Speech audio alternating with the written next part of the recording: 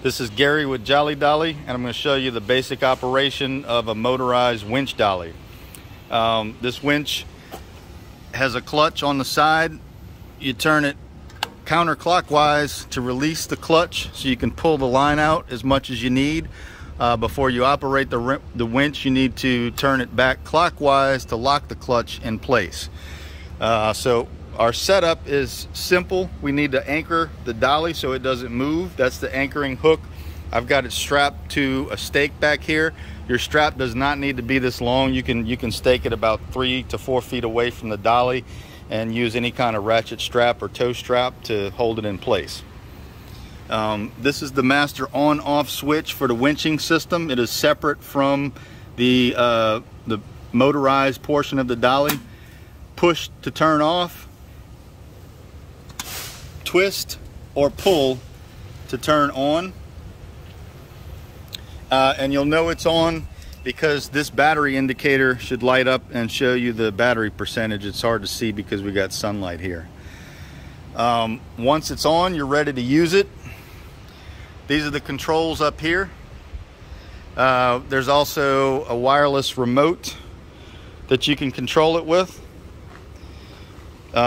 We've got this line hooked up to a pallet of sandbags. We're going to go ahead and winch in.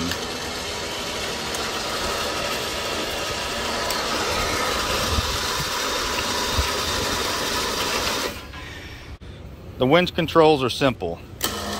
Winch out, winch in. And it's normal for the battery status indicator to beep while you're winching, and also to show that the battery's almost dead, and that's not accurate. It's just pulling a lot of amps, so it's confusing it. If your winch cable starts to bunch up on one side, there's an easy fix. Just grab the handles of the dolly and twist the whole dolly, and it'll cause that cable to move over.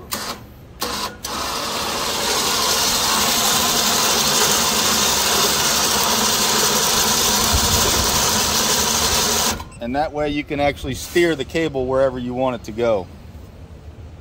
When you're done winching, make sure to turn the system off so you don't drain the battery. This is your remote receiver right here for your wireless winch control. It's mounted on the outside to pick up the signal better. Right next to it is the charge port for the dolly itself, but the winch has its own battery and its own charge port, which is down here. You lift this flap up. This is where you would plug in this connector, which is on the end of your winch charger, which looks like this.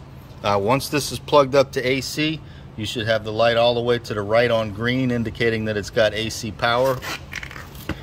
Then you plug this up to the dolly, making sure it's oriented correctly.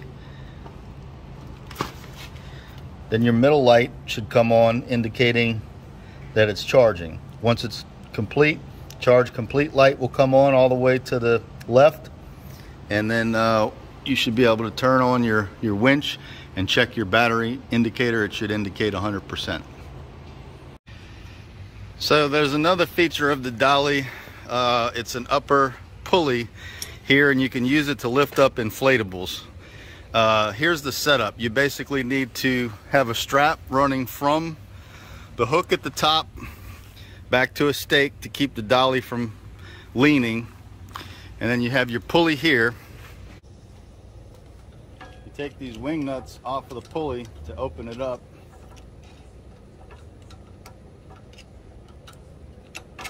Now you can put your winch rope in there, close it back up,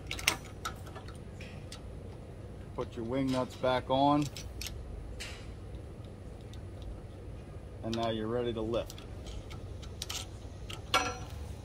Now you need something like this so that you can create a lasso, basically, around the front, or what's going to be the top of the inflatable once you lift it.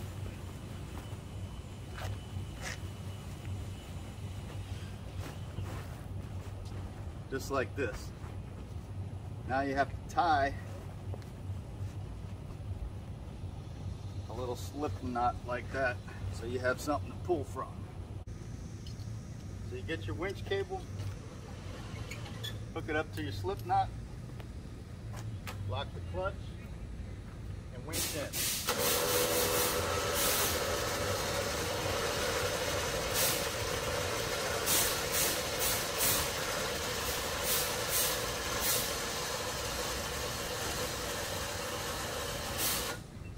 Now you notice I've left a little space here. That's because you need room for all this. You can't always lift it directly onto the dolly. You want to lift it up first and move the dolly under. This is a good time to use your remote control. So if the inflatable tries to fall to the left or right, as you're lifting it, you can be here to guide it.